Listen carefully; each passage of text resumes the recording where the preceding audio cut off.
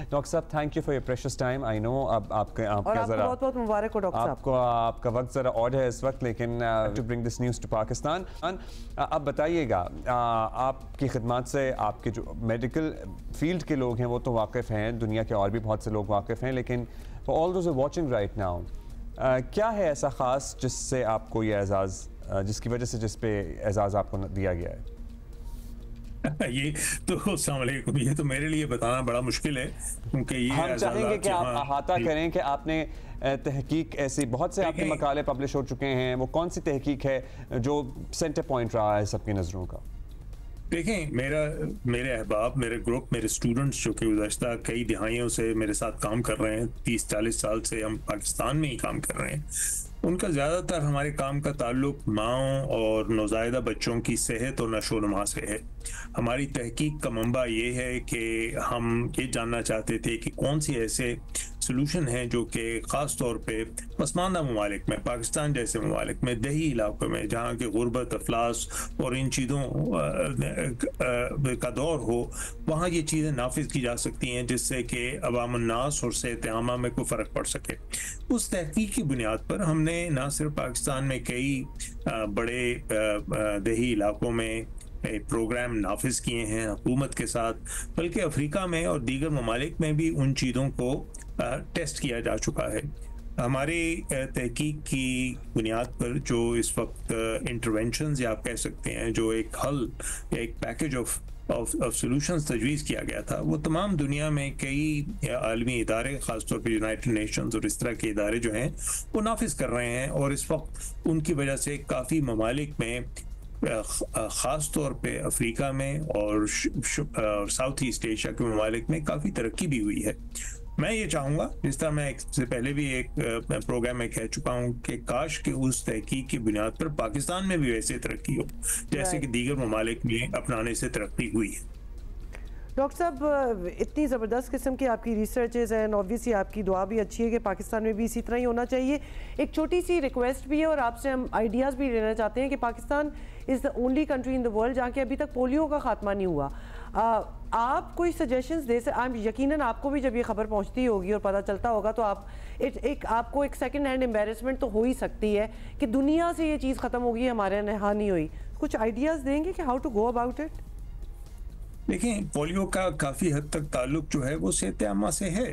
Polio के जो बुनियादी मुज़मरात हैं उसमें साफ़ पानी और ख़ास तौर पे सैनिटेशन और इन चीज़ों का क्या फुकदान जहाँ हो वहाँ ये वायरस पॉपुलेशन में सर्कुलेट करता रहता है। इसका दूसरा ताल्लुक ऑफ कोर्स आपके पब्लिक हेल्थ प्रोग्राम से है। कई ममालिक में जहाँ के पोलियो का खात्मा हो चुका है, वहाँ जो आम बच्चों के हिफ़्ज़ान सेहत के जो टीके हैं, जिनको हम कह सकते हैं इम्यूनाइजेशन, उनकी शरह जो रूटीन इम्यूनाइजेशन है उनकी शरह तकरीबन 90-95% है। पाकिस्तान में उसकी आम औसतन शरह जो है वो 60% के करीब है, और बाज़ ऐसे सूबे हैं हमारे, ख़ास तौर पे जहाँ के इस वक्त ये पोलियो का बड़ा की गर्दिश है, खैबर पख्तूनख्वा हो गया, बलूचिस्तान हो गया, वहाँ उसकी शरह जो है वो 30-40% है, इससे ज़्यादा नहीं है। तो ये बड़ा ज़रूरी है कि पोलियो के ख़ात्मे के लिए एक वॉर फुटिंग पे काम हो जिसमें इसके जो असबाब हैं उनको टैकल किया जाए।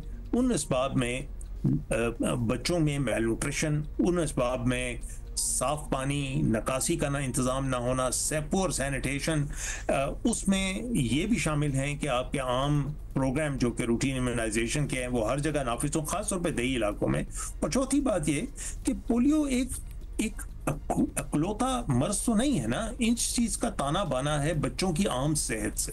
जहां बच्चों और माओं की सेहत बेहतर होगी, जहां बच्चे आपके नहीफ और लागिर नहीं होंगे, वहां यकीनी तौर पे इन वायरसेस का उतना असर नहीं होगा जो कि हम देख रहे हैं यहाँ। और पाकिस्तान और अफगानिस्तान दो मुल्क। अच्छा डॉक्टर साहब, एक और भी हम माओं की सेहत की बात करते हैं तो हमारे यहाँ एक और बड़ा इशू है, हमारी ज़ाहिर है आबादी की बढ़ती हुई रफ्तार, बेइंतहा लोगों का होना, वसाइल उस तरह से हैं नहीं हमारे पास, और ये आबादी कम करने की या लोगों को ये समझाने की हम जितनी भी कोशिश कर लें कि अपने वसाइल के हिसाब से अपनी ज़िंदगी के फ़ैसले करें, वो उस तरह से असर नहीं करती बातें। और माँ की सेहत का ताल्लुक भी इसी से है, क्योंकि अगर हर 9 महीने के बाद माँ प्रेग्नेंट होगी तो फिर किस तरह से सेहतमंद बच्चे और सेहतमंद माएँ होंगी। वो बरादरम इसका हल कौन करेगा आके? ये हमें ही करना है ना। इसका ताल्लुक बराह रास्त माओं की खानगी से है, इसका ताल्लुक बराह रास्त सेहत आमा के असूलों पे अमल करने से, इसका ताल्लुक बराह रास्त खानगी से और अवाम नास में शऊर पैदा करने से है, और इसका बराह रास्त ताल्लुक उन प्रोग्राम्स को नाफिज करने पे है जिनकी जरूरत है। यहाँ हम तो इस वक्त इस चक्कर में पड़े हुए हैं कि क्या छोटी कम उम्र की बच्चियों की शादी हो या ना हो।